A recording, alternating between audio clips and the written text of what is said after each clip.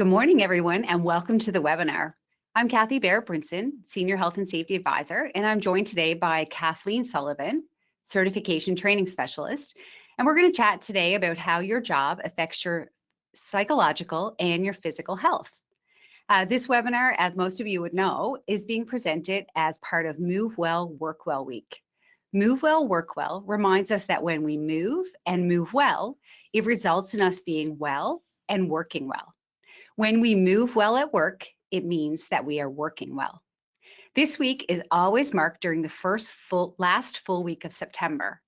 Move Well, Work Well is a week unique to our province, and it is devoted to raising awareness of musculoskeletal injuries, or MSIs for short, and finding practical solutions for prevention in workplaces.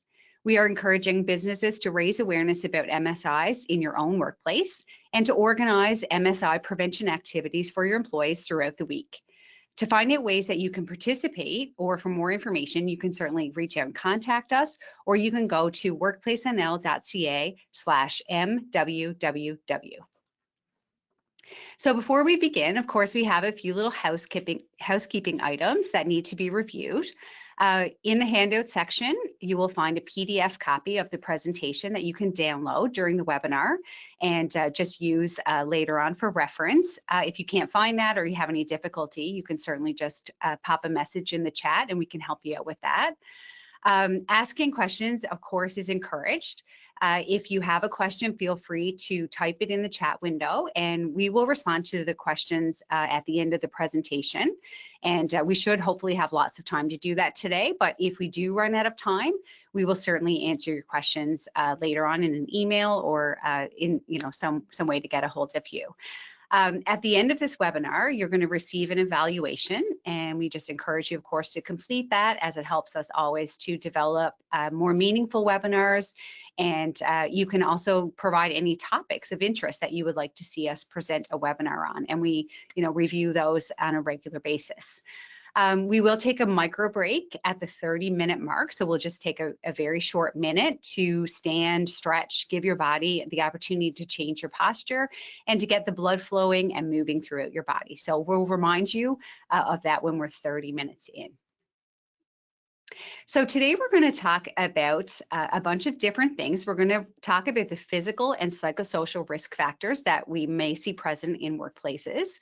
And we're going to talk about the mind and body connection in relation to work. We're going to look at the body's reaction to stress and how that affects us. And we're going to look at how to control some of those risk factors, the physical and the psychosocial. And then we're going to talk about just finally maybe some tips for both employer and worker to improve your wellness at work. There's a common saying that a healthy body equals a healthy mind. But did you know that a person's psychological health affects their physical health as well? OHS professionals are becoming increasingly aware that it's critical to consider psychological risk factors when addressing musculoskeletal, or MSI, injury prevention. In this session, we're going to discuss work-related risk factors common to both MSI and psychological injuries in the workplace. Understanding these common risk factors will support MSI prevention and psychologically healthy workplaces. So first off, we're going to cover some definitions. So a musculoskeletal injury, or an MSI for short, is an injury or disorder of the muscles, tendons, ligaments, joints, nerves, and related soft tissues. These can be sprains, strains, inflammation that is either caused or aggravated by work. Some common symptoms of musculoskeletal injury can include aches, pains, numbness, stiffness, swelling, a shooting or burning sensation, or a loss of strength or function in the affected area. A psychological injury refers to the negative impacts on an employee's mental health caused by factors within the work environment. You might have heard terms like stress or burnout. Common signs of psychological injuries include changes in mood and emotions, such as irritability, sadness, anxiety, feeling overwhelmed, and depression. You might also experience issues like difficulty concentrating, memory problems, negative thinking, and indecisiveness. So both types of these injuries can happen suddenly, but generally they develop gradually over time. And it's important to note that in both of these types of injuries, even with the same diagnosis, different people may experience different symptoms. So most people might have heard of or know the physical risk factors of MSIs. So they include things like forceful exertions, which is when we lift too much at one time or we lift too much over time. Repetitive movements, such as doing the same task over and over again. Awkward postures, which is moving a part of your body away from neutral, which is when kind of you're sitting with your body or your hands and arms and legs at your body sides. Or static postures, which is sitting or standing in the same posture for a long period of time. So those are the 4 primary risk factors, but MSIs can also be caused by things like vibrating tools and equipment, poor lighting, and working environments that are too hot or too cold, although these ones are less likely. So what's now being discovered is that the reason for this webinar is that there's also psychosocial risk factors in the work environment that can contribute to MSIs. So on the last slide, we talked about those physical risk factors, and then these ones are more the psychosocial risk factors. So things like high job demands, mental stress, low job control, low job satisfaction, high job insecurity, low justice and respect in the workplace, influence on work organization, and role conflict can all be linked to MSIs. So we're not going to cover all of these today. And if you don't know what those are, don't worry about it. We're going to talk about some of them. But recent studies have suggested that these risk factors have all been linked to MSIs. So a psychosocial factor probably maybe less common than talking about the MSI factors that Kathleen just went through for us. But they are aspects of the workplace developed through your workplace culture, policies, expectations, and the social attitude of an organization that can have a real negative impact on a worker's mental health. And as Kathleen said, we know now that these risk factors can also be linked to MSIs. Today, we're going to specifically talk about 5 of those psychosocial risk factors. We're going to cover job control, job demands, social support, organizational culture, and work-life balance. So let's take a look at how these risk factors can become hazards in the workplace with the potential to cause both physical or psychological injuries. So when we look at lack of job control, that is one of the psychosocial factors where workers have little or no say over how they do their work, or when they do their work, or where their job is done. And this can really affect a worker's sense of autonomy and the control that they have over their particular job or job tasks. So that kind of thing, you know, that risk factor can occur at different times, but it could be possibly when workers are not given the opportunity to be involved in decisions that would affect them, both them and maybe their clients or the people that they serve.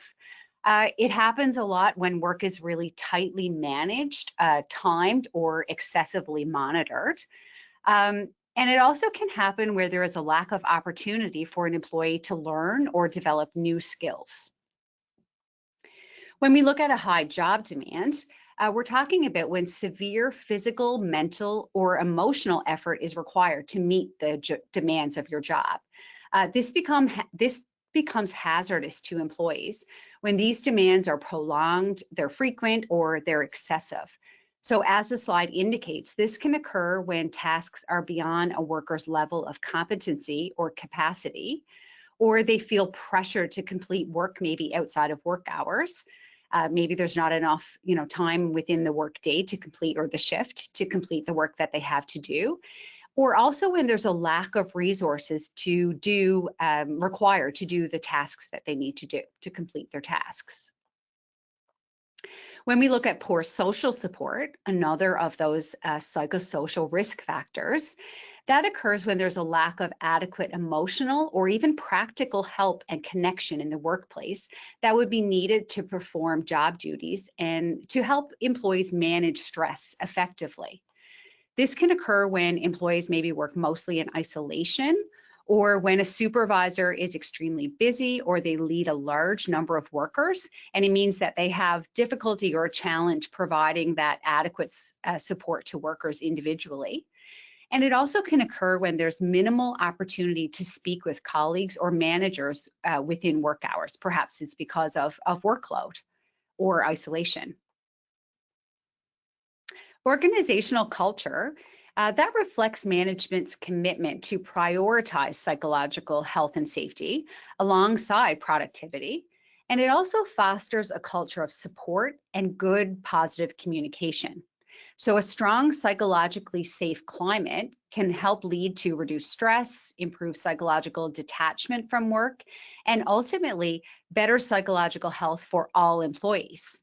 So when employees perceive that their safety, whether that be physical or psychological, is not a priority to the employer, they can really experience a lot of frustration and more work-related upper body musculoskeletal symptoms actually tend to be reported in the workplace. And then if we look at poor work-life balance, most people, hear that term commonly now. Poor work-life balance does increase the prevalence of occupational injury and musculoskeletal pain. So that occurs, when employees are frequently required to work overtime. There's a lack of clear boundaries between your work life and your outside work life. And then there's, maybe a lack of leisure time for employees to be able to engage in their hobbies or, foster and connect with their relationships outside of the workplace. Okay, so thank you, Kathy. So when we look at the graphic, so we just went over the physical factors, which were those MSI risk factors that were forceful exertions, repetitive movements, sustained awkward postures. And then we just went through some of the psychosocial risk factors at work, thanks to Kathy. But when we look at this slide, we can see that everything is interrelated. So if we look at those physical factors that we talked about first, they actually can have an effect on those psychosocial factors. They can affect our stress, and they can just individually cause MSIs. If we look at the psychosocial factors in the bottom left corner, we can see that they have an impact on physical factors at work, and it can also cause us stress. And then when we look at stress alone, we can see that it has a direct relationship with MSIs. So I'm going to ask you now to use the chat box on the side of your screen there, and just think of a day at work where you felt stressed. And how did your body feel at the end of the day? So you can just type in a couple words in your chat box there, and we'll see what comes up. Okay, so we have tight, good, painful, excellent, headache maybe, tense, stiff, tight, yeah, perfect. So exactly, so when we're just stressed at work, our body is feeling that stress. So we have physical symptoms from feeling stressed. Now, using the chat box, how does your body feel when you've had a good day at work, or when everything kind of went well and you're like feeling good when you get off work? So again, using the chat box, you can type in a couple of your answers there. Relaxed, perfect. Woohoo! Somebody wrote woohoo. Love that one. Love that. That's perfect. Relaxed, light, energized, light, loose. Yes, exactly. So again, and when we've had a good day at work, that psychosocial or that work stress, it kind of goes away. We feel light, we feel loose, we feel ready to take on the rest of our day and feel energized for our time at home. So obviously, like I said, so this is kind of the theme of the day here. So the connection between mental and physical health is deeply intertwined.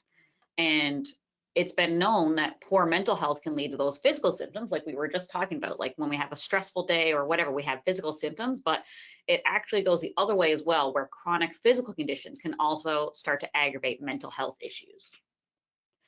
So when this happens, because of how the body reacts. So there's 3 types of reactions that the body can have to a factor, stress, anything in the workplace, or not in the workplace, anywhere actually. So the first type of reaction is called behavioral. So this is a response taken by a person that they might be unaware of.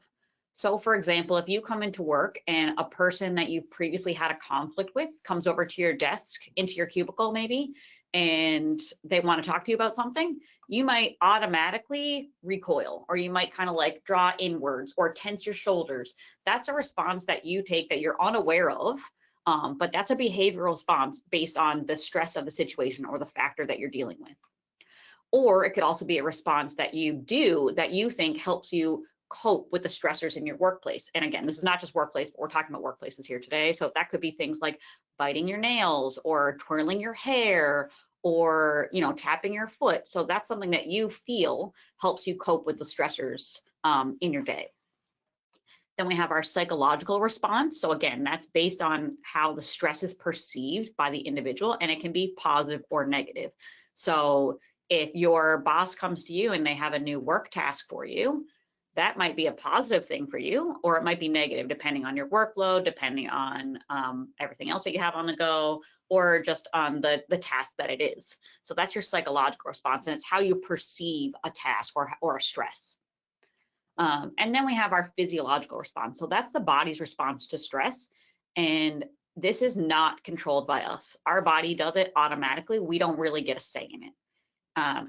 This physiological response is actually your body's preparing you to face a danger, a problem, or a challenge. So it's definitely in the past was definitely more physical, but now we're seeing that it's also we have these physiological responses when we deal with psychosocial stressors as well. So how do these psychosocial risk factors contribute to MSIs?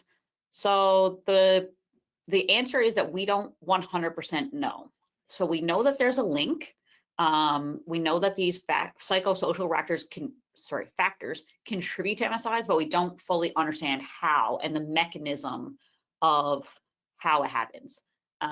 So as we said, there's a number of pathways. It could be your behavioral, it could be your physiological, it could be psychologically.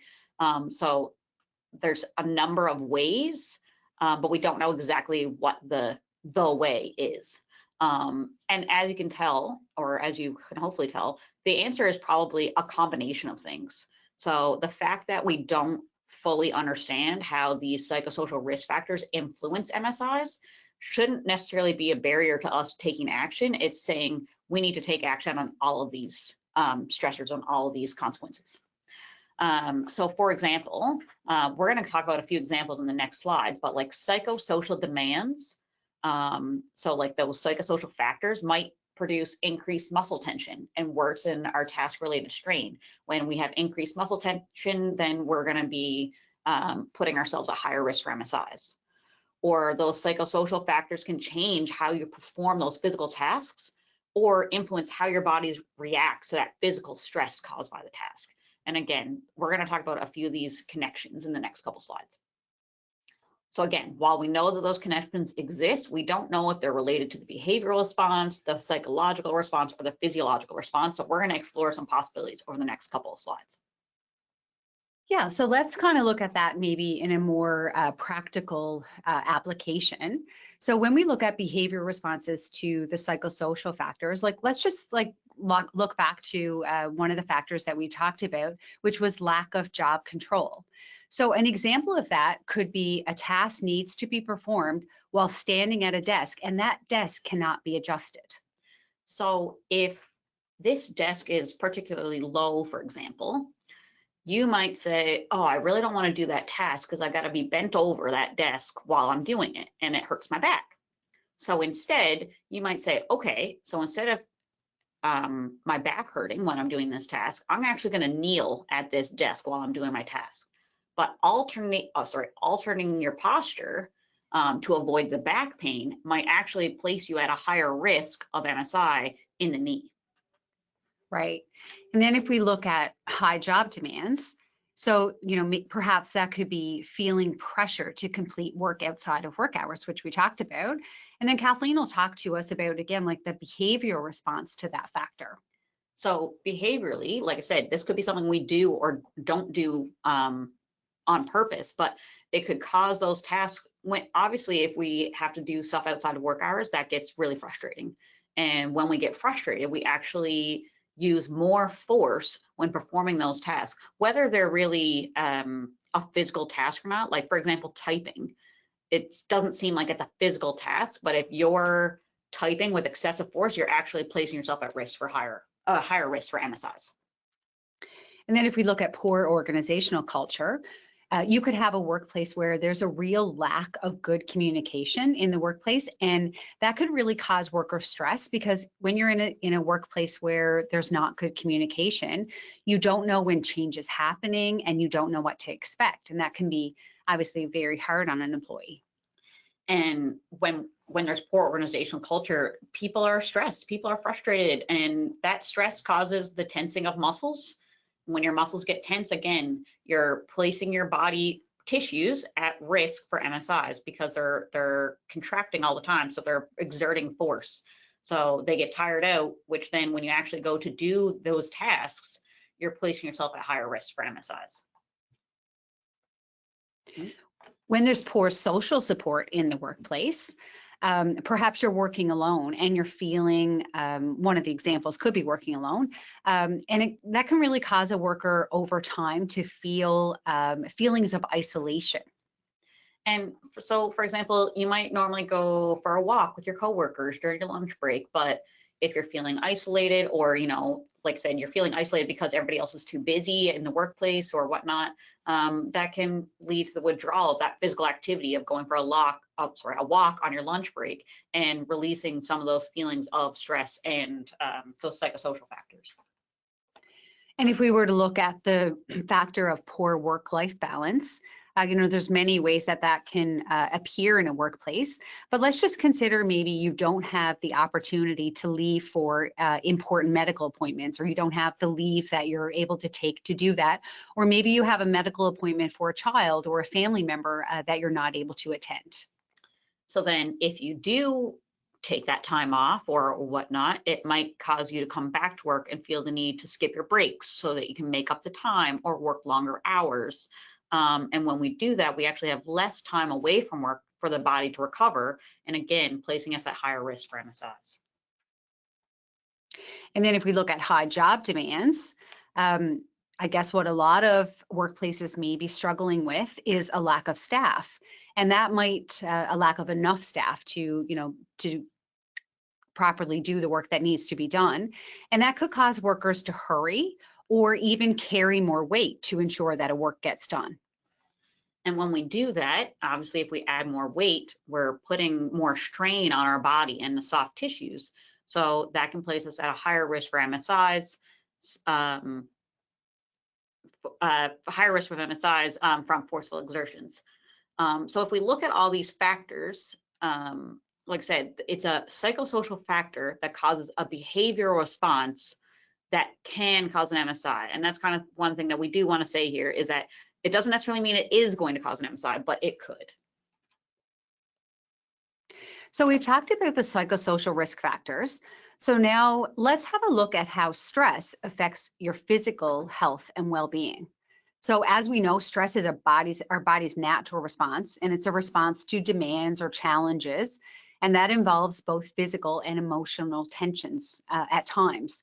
So while short-term stress can be beneficial, chronic or long-lasting stress can negatively affect physical and mental health. And unfortunately, I think we're all too aware of that these days. So the physiological changes that happen as the body's response to stress, they are what happens, to the body's response to stress. These changes occur as they intend to prepare an individual to physically resolve, as Kathleen said earlier, a danger, a problem, or a challenge. But that's meant to be for a really short period of time. So as we know, that's called the fight or flight response. So when the challenge has been resolved, the stress response in the body then shuts down and goes, back to normal. So similarly, when the challenge has not been resolved, these changes in your body are sustained and our body remains in that stressed mode.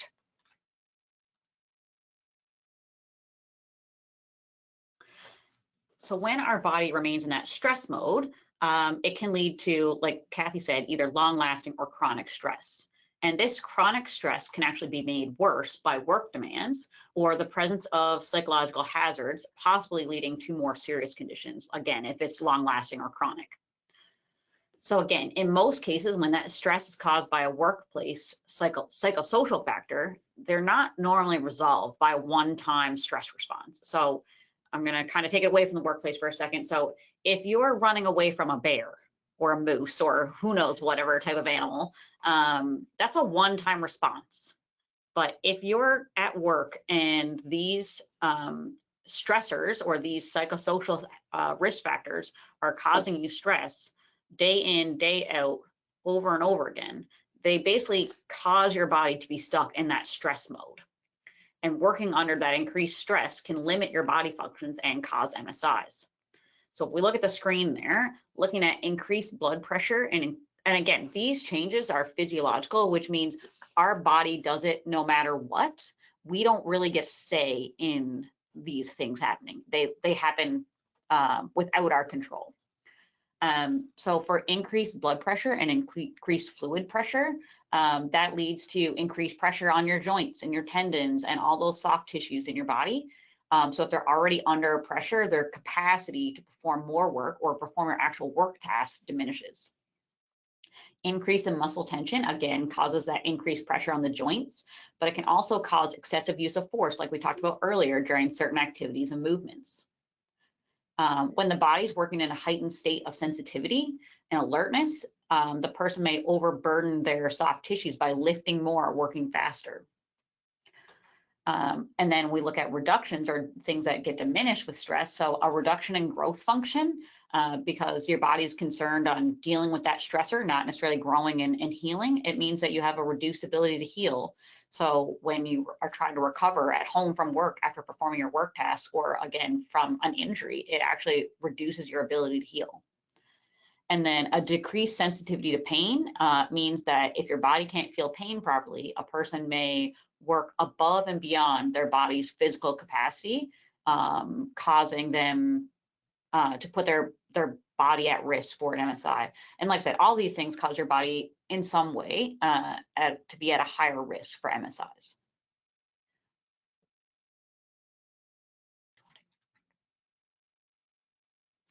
So let's take a look now at controlling. Oh, okay. Sorry, I see that is 10:30. I missed Kathleen's cue there. I wanted to go on, but yeah, it's almost 10:30. So we've been in the webinar now for 30 minutes, pretty much. So now it's probably just before we move into like talking about controlling those risk factors, let's just take a really short minute to stretch, change our posture, and maybe grab a sip of water or something. So we'll just take 45 seconds to a minute, and we'll be right back.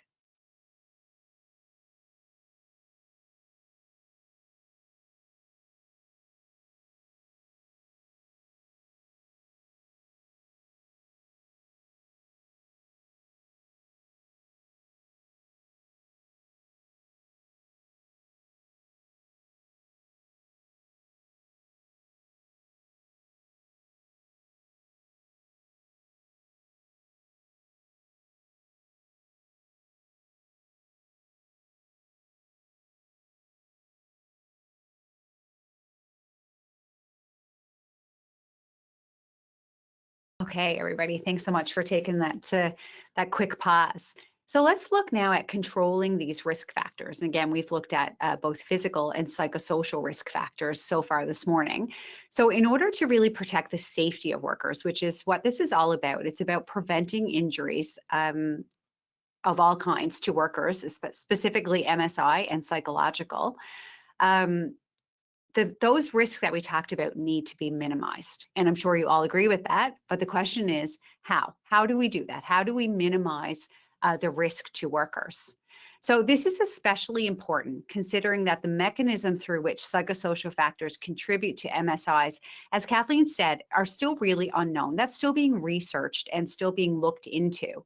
So what we do know is that if we spend time and effort controlling both types of risk factors, that's going to lead to the greatest likelihood of success and the greatest reduction of injuries in the workplace. So until we know more about this topic, that's the best plan of attack or plan of action for us as workplaces.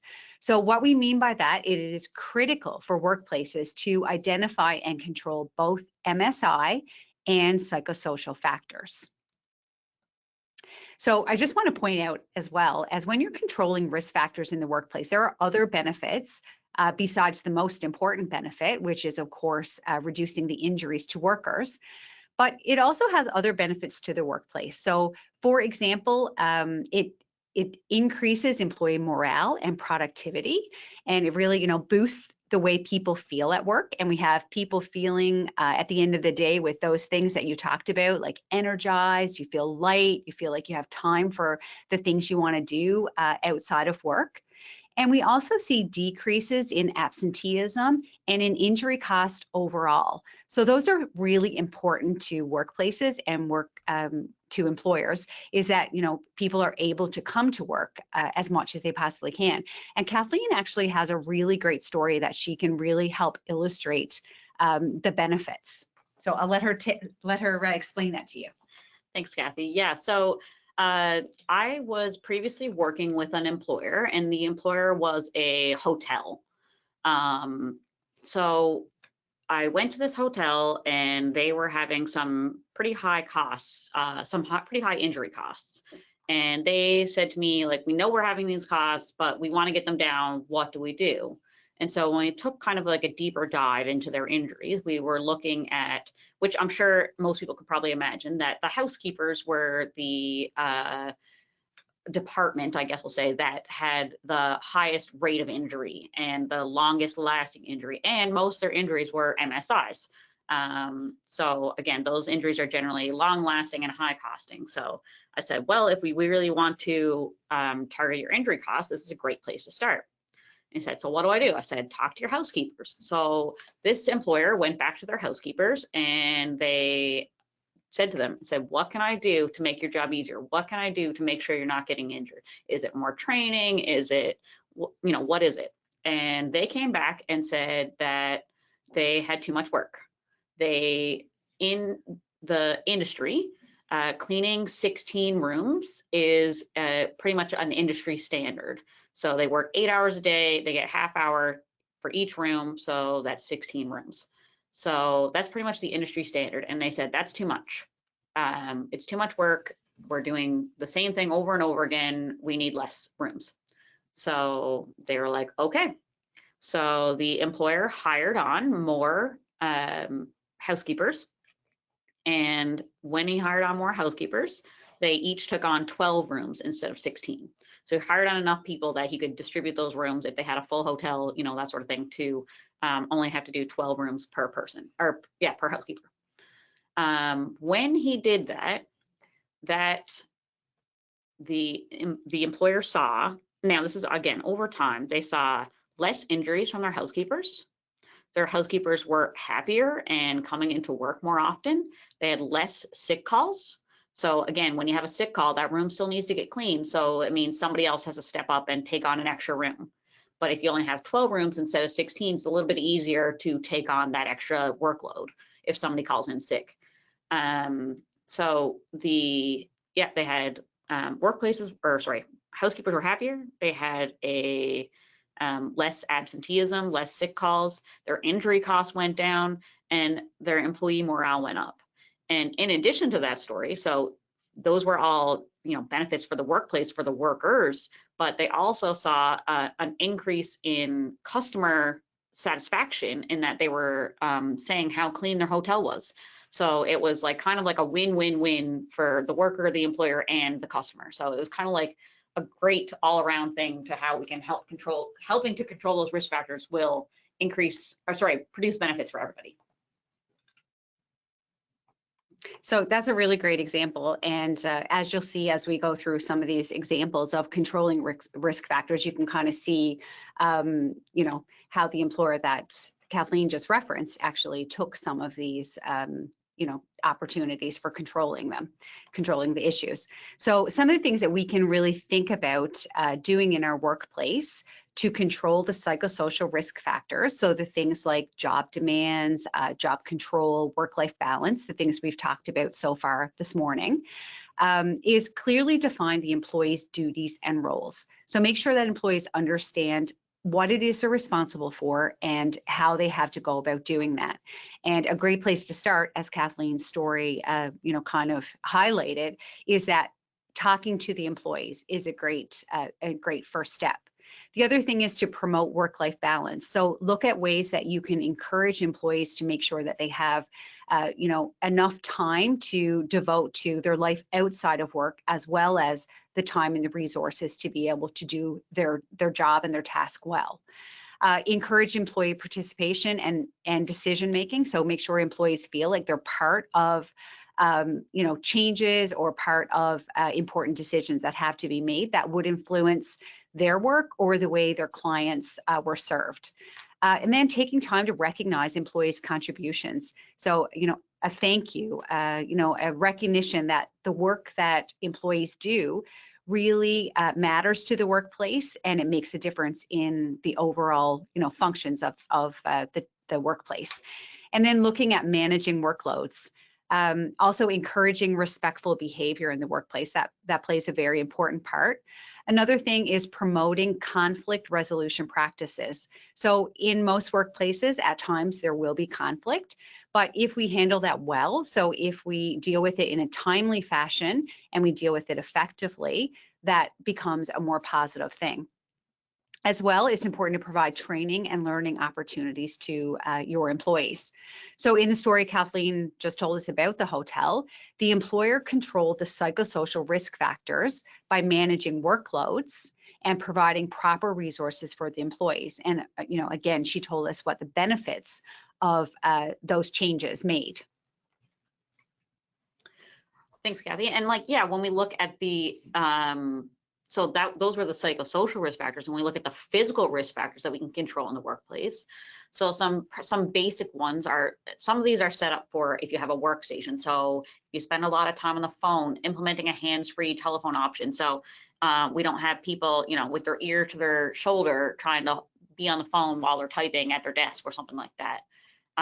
Varying their work setup. So again, that could be working from home, working from the office, wherever you feel comfortable, working at a reasonable pace. So again, in that situation with the hotel, the employees felt that they had to work at an increased pace to get through 16 rooms and still get off their shift on time. But they were able to minimize that by working at a reasonable pace by taking on less work with more housekeepers. Ensuring your workstation is positioned at the correct height. So this is more important than you think. Having an adjustable workstation, especially if multiple people share the same workstation, actually gives us a lot more options. And then, like I said, if we go back to our low table in that first example, if that table is adjustable, everybody can adjust it to suit themselves, as opposed to having people kneel down or bend over or reach their arms up above their shoulders, sort of thing. You can break up your sitting by using a sit-stand desk or walking around. And again, those might be, a sit-stand desk might be, an expensive option, but even just scheduling micro breaks like we just did in this webinar, walking around or, getting up to use the bathroom or going to the printer or whatever, can really help break up those physical risk factors. Avoid using excessive force and motion. So again, if you can do something, like I said, with less force, that's better. So using a lift or a dolly or something as opposed to manually lifting it. And then the same thing with motion. So avoiding extra motions just to get your work done. And then the last one there is alternate tasks. So this is kind of brings us back to job control. When we have the ability in our job, the autonomy to alternate our tasks and decide how our work is done, we can, alternate a physical workload with a workload that we do while we're sitting or computer work or whatnot. So it really helps us control those physical risk factors to avoid any type of injury in the workplace.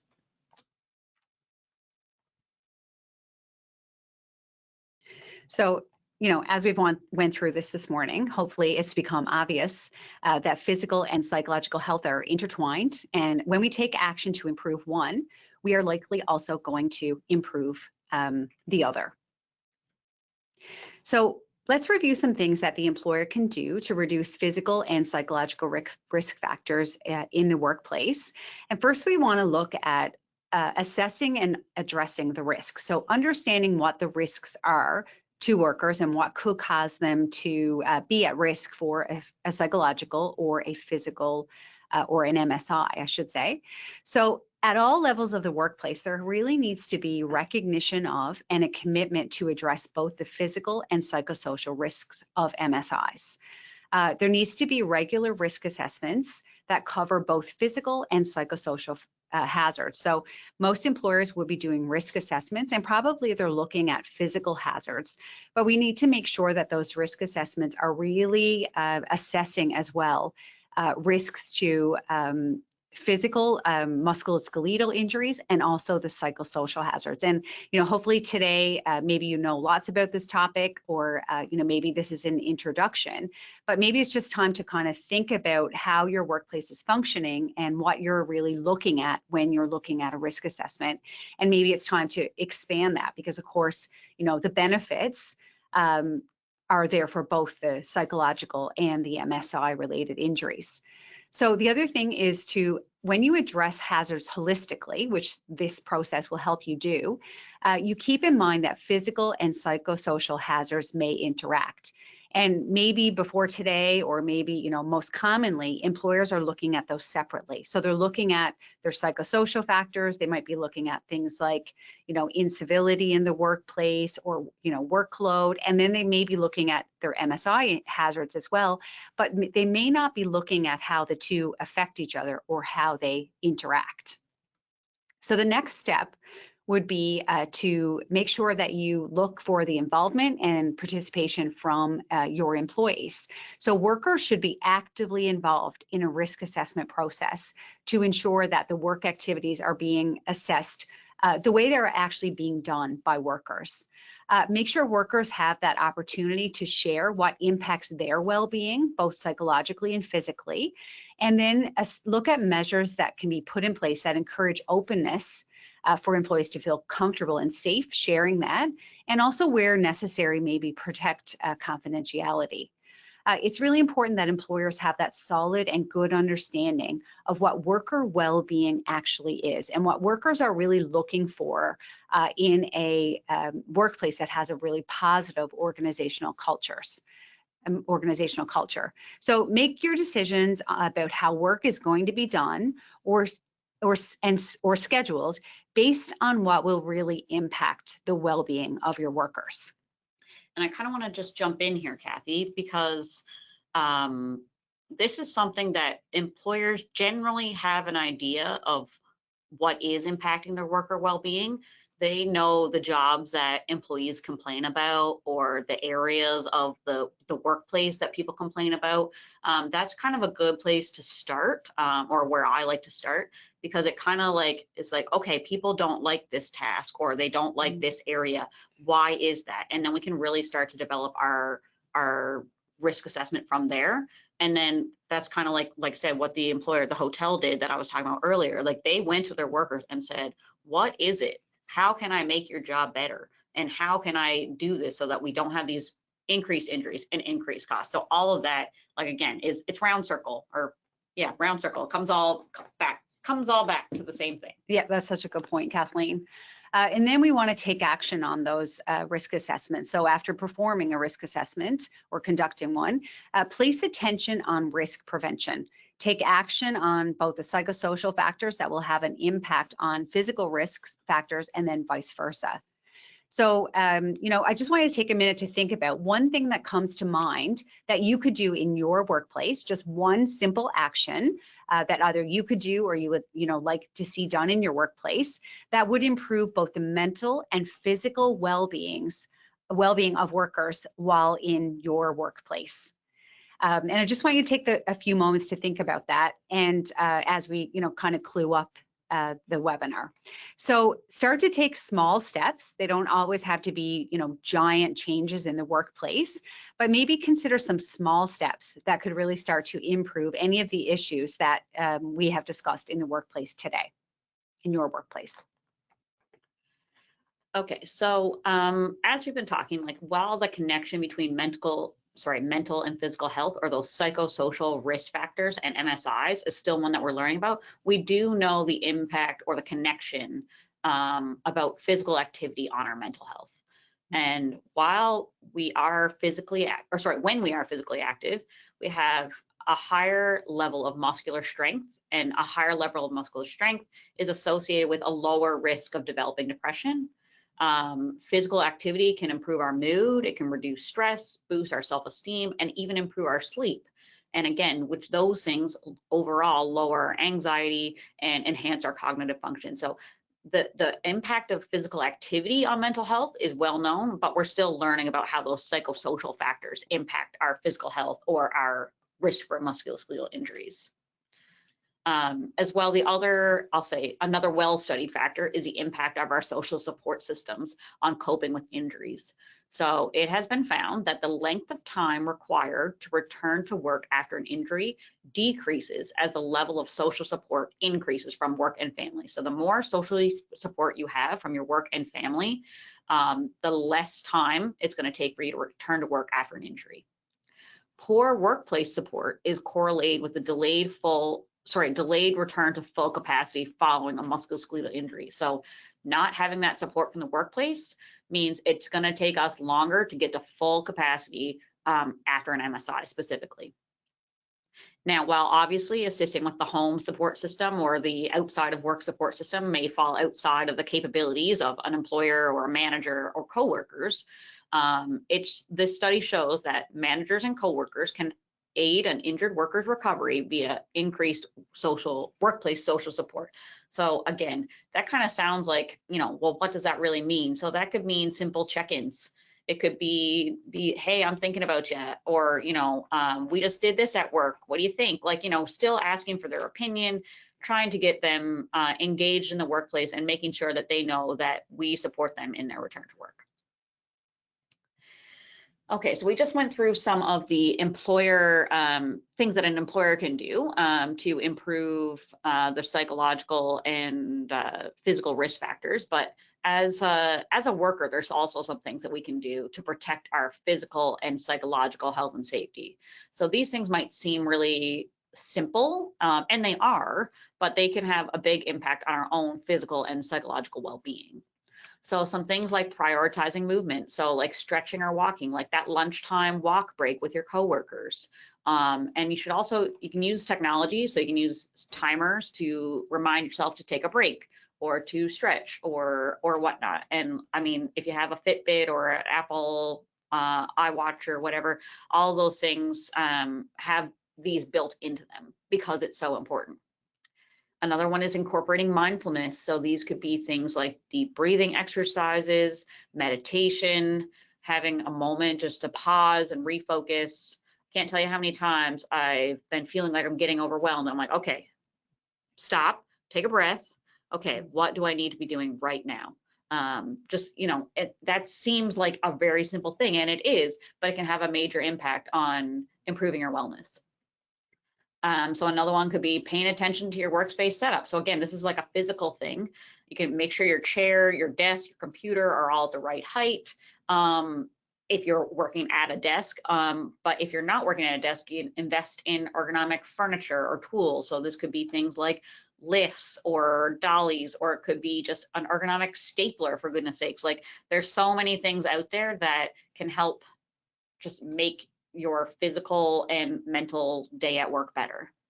Adopt healthy eating habits. So again, this is not something that your employer is necessarily going to do for you, but eating a well-balanced diet and avoiding excessive caffeine, sugar, and alcohol, all those things can create like your body, that physiological response. They can lower those things, so they can lower your blood pressure and your heart rate and that sort of thing, so that you're healthier, so that when you do go to work and have to take on a stressor or a factor, you're better equipped to deal with those things. manage stress effectively. I mean, I think we all say we wish we could be better at this. It might mean, developing a stress management strategy, making time for activities outside of work that help you relax. So if you know that going for a walk when you get home with your dog makes you kind of like decompress, take the day and kind of put it behind you, like that's something that you got to make sure you have time to do. Or whether it's going to play softball with your buddies, or making sure you get home in time to get your kids supper and put them to bed. Those are things that if they help you manage stress, you got to make time for those things. Getting adequate sleep, again, something that your employer can't really do for you. So we want to make sure we create a relaxing bedtime routine. So the general rule of thumb is 3-2-1.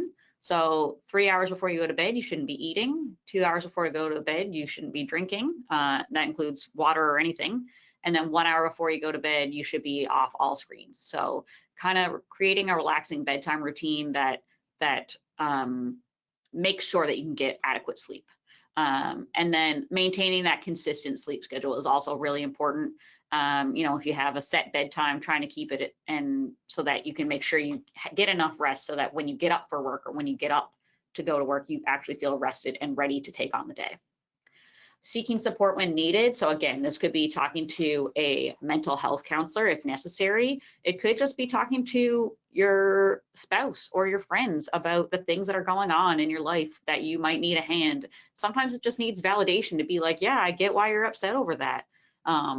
It might be a visit to a physiotherapist or a massage therapist or a chiropractor. We can also use our employee assistance programs here to take advantage of those. To make sure that when needed, we can have that support, that social support that we can get to make sure we can, again, take on our day. And then the last one that we can do is build a supportive work environment. So, be a part of the solution, not the problem. So if you hear things that are going on in your workplace, promote those conversations about, getting out for a walk on your lunch break, or about these webinars that can help you improve your mental and physical health. If your work has a wellness program, or they offer yoga on Tuesdays at lunchtime, and maybe that's something that you want to take a part in and help them build and use those programs that are there for you. So again, taking care of all these are going to help your physical and your psychological health. Again, they're multifaceted. Your health is a multifaceted impact, and it can also help your organization, culture, environment, and the injuries at your work. So we're just going to do a little poll question now that's going to be launched after Tina's just going to launch that now.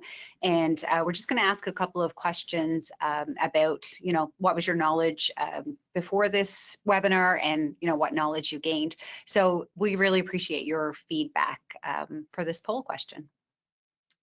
You should ask the question. Oh, so I have to say the question. Okay, cool. So the question is, before completing this webinar, what was your current knowledge level on this topic?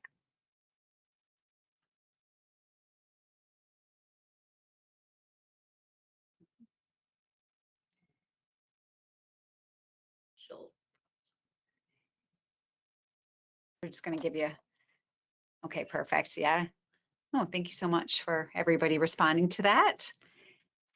And then the next question is, what did you learn? What is your knowledge level after completing the webinar? Very good, good, average, poor, or no knowledge. And we certainly hope that you have gained some knowledge today.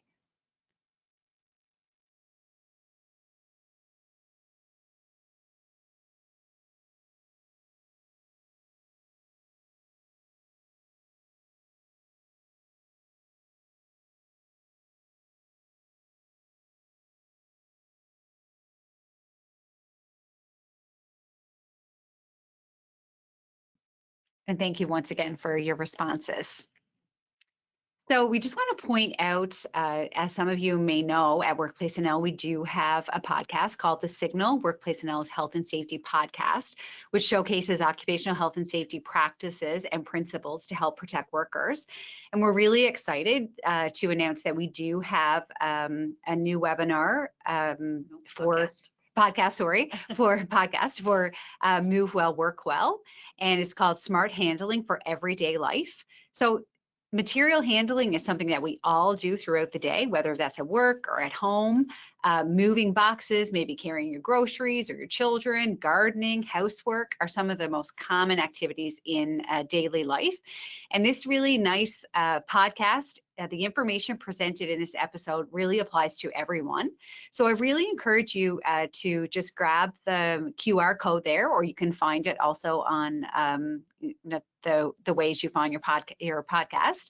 And you can tune in to hear about my colleagues, Cheryl Osborne, who's an MSI advisor, and Colleen Pittman, a health and safety advisor, and Kathleen Sullivan, who joined us here today, certification training specialist.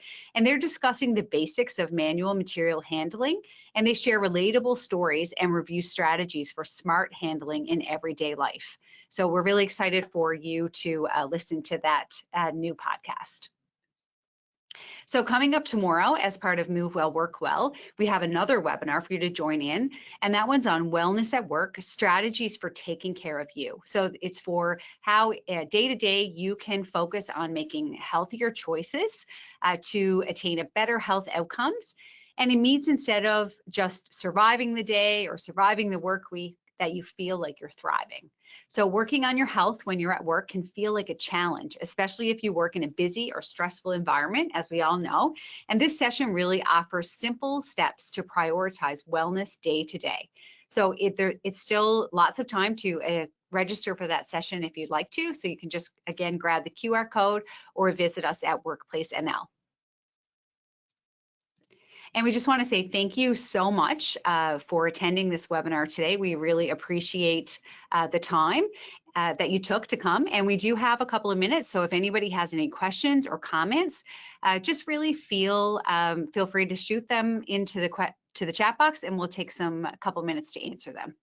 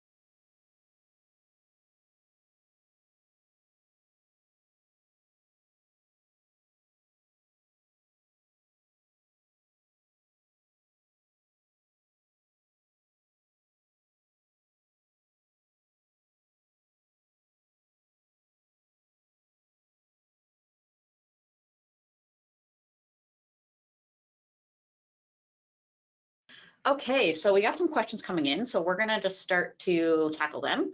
So the first question was about the room temperature, and it shouldn't be too high or too low. They're kind of asking what the ideal range for this is. So the answer is that I don't have an answer for you.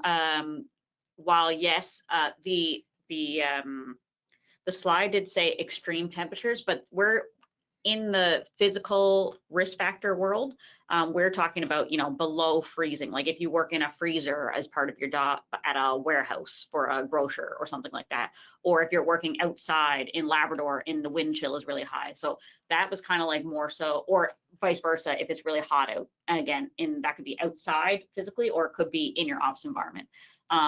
So that was more so the range that we were talking about. But yes, as Kathy was saying as well, like it can be, there's no like set number that your office environment has to be or that sort of thing. But she is right that if it's too hot or too cold, it can be negatively impact your psychosocial or your psychological health as well.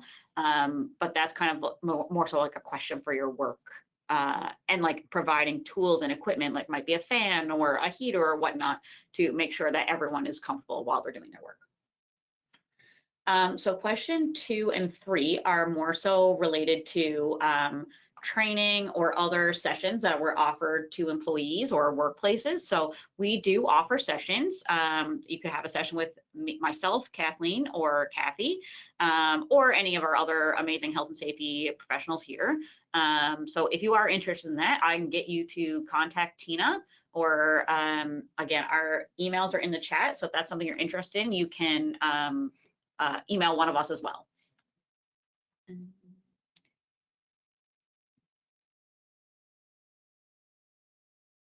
Okay. You got it? Yeah. The other question was about MSI training or guidelines, that sort of thing. So there is a wealth of resources on our website, especially under the Move Well, Work Well page. So I encourage you to check those out.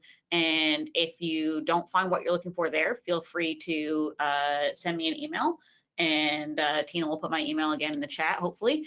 And you can send me an email, and I can maybe help better direct what you're looking for. Or again, if it's a training or guidelines specific to your workplace, we can also come out and do something for that. Yeah, absolutely. Thanks so much, everyone. And again, we just really appreciate you taking the time to join us today. And if there are any other questions, feel free to send them along, and we will reach out to you by email. So thanks so much, and take care.